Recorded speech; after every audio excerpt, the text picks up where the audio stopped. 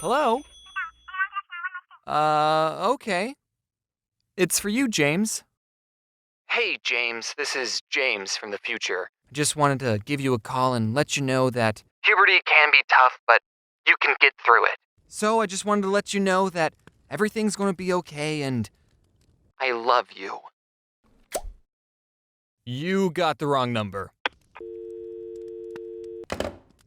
I grew up in a generation where smartphones were a new thing and everyone in my class had one, except for me. My parents never got me one because they didn't want me to access the internet on a device that could fit in my pocket because they were super strict and didn't want me looking at internet stuff, which backfired horribly. So they never gave me a smartphone. In fact, I didn't even get my first cell phone until I was 16 years old. Now, as an adult who uses a cell phone every day, I don't know how I survived for 16 years without one. I think when I was younger, if I was ever in a situation where I needed to call my parents, I would just ask the nearest person if I could borrow their phone. Now, if there's any parents watching this who haven't given their children a cell phone yet, take it from a guy on the internet with no children. You should get them one. It doesn't have to be a smart one, you can just give them your standard drug dealer phone, but you should at least give them a cell phone in case there's an emergency and they need to call you or the police. The only downside I can think of giving your child a phone is they'll end up spending too much time on it, so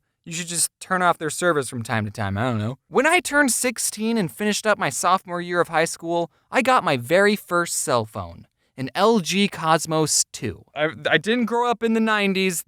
Everyone else had iPhones, but I was the only one with a phone that had a keyboard on it. And with that cell phone, I've had a couple of incidences where sometimes a random person would call me thinking I was someone else and then wouldn't admit they're wrong. And that's how you segue into the theme of this month's video. This first story happened when I was working at Subway. That's right, another Subway story. Hashtag Subway4. It wasn't good enough to be in the other three. So, it was 5 minutes until closing, and we get a phone call on the Subway phone. I pick it up and say, thank you for calling Subway. How may I help you? I was supposed to say, this is James. How may I help you? But I wasn't about to tell this random stranger my name.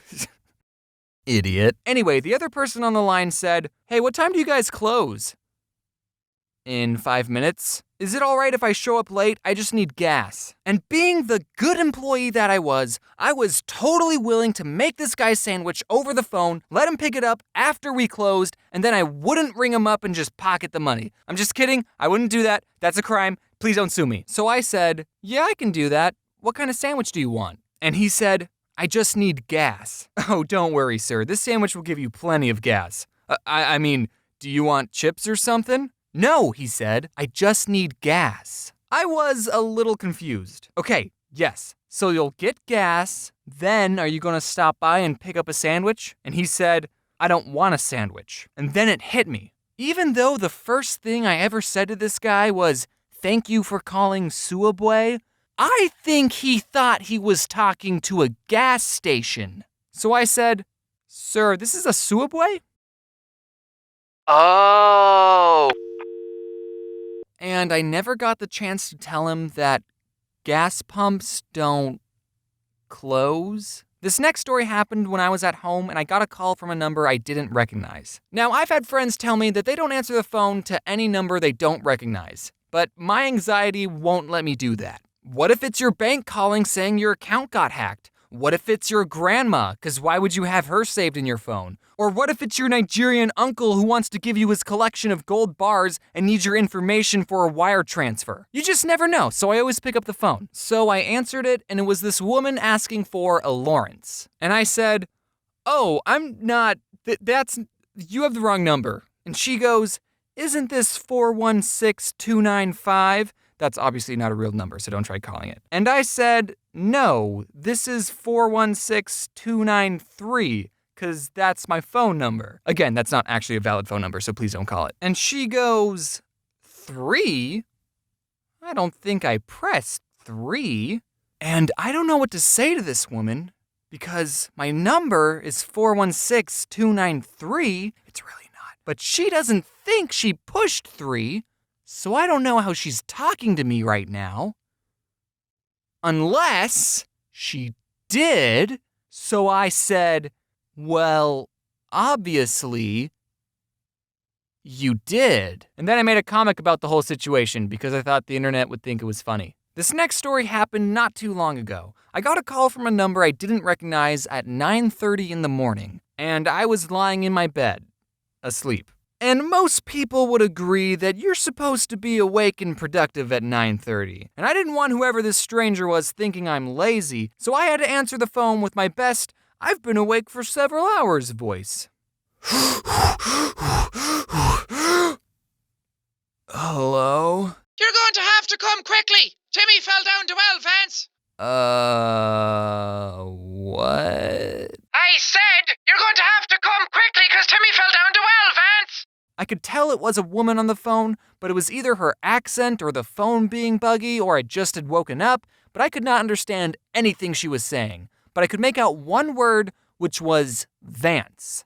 So, I did not have a lot to go off of. I said, "I think you have the wrong number." Okay, goodbye. No, I got the phone. You gotta come quickly because Timmy fell down. Well, I should probably get the day started, I thought as I went back to sleep. But then immediately I got a call from the same number, and I thought, okay, maybe if this person is calling again, even after I explicitly told her she had the wrong number, maybe it's not a wrong number after all. Maybe there's something else going on. Maybe it's an emergency, so maybe, talk to me. Vance.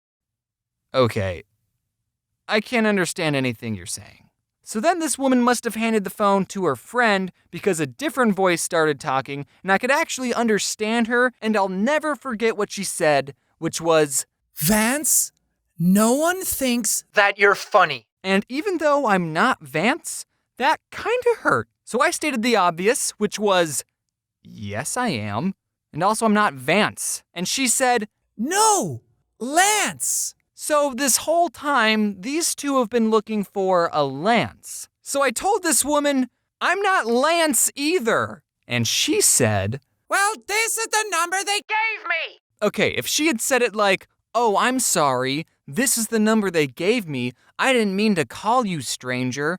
Also, I do think you're funny and enjoy your videos, then that would have been totally fine. She's just shifting the blame to someone else. But instead, she sounded so condescending, like I was wasting her time. Well, this is the number they gave me, and they can't be wrong, so you must be the real Lance. So I said, well, they must have given it to you wrong. Look, I'm too tired to be polite. But then she hung up on me. Like this woman just basically called a random person, said, you're not funny, and then hung up. So I decided to call her back and said, hey, I just found the real Lance. He's the funniest guy I ever met, and he told me he doesn't give his phone number out to rude pieces of shit. I'm just kidding on that last part. I thought about doing it, but then I went back to sleep.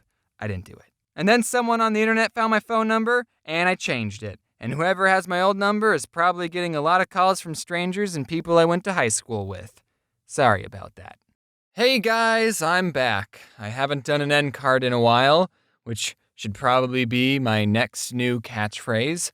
If you didn't know, I wrote a book and you can buy my book. But if buying things online isn't your style, it's also available at Barnes & Noble or any other local bookstore. Be sure to check it out in a library. And remember to give it back. Thanks for watching, everyone. Honestly, thank you for being so patient. I wish I didn't have to go a whole month between posting, but I hope this was worth the wait. Thank you to Rushlight Invader for animating some segments. If any animation looked at all decent, that was him doing it, not me. Thank you to Anti-Darkheart for making the backgrounds, and also thanks to Pantless Pajamas and Toonsy for doing the coloring. And also thanks to Jacksepticeye for voicing one of the characters. The character was supposed to have an accent, and I was like, dude, you're perfect for this. Do you want to voice a character? And he was like, yes. Thanks again, everyone, for watching. I'm going to VidCon Australia now, so I'll let you know how that went when I get back. I'll see you all later, and wear your seatbelt.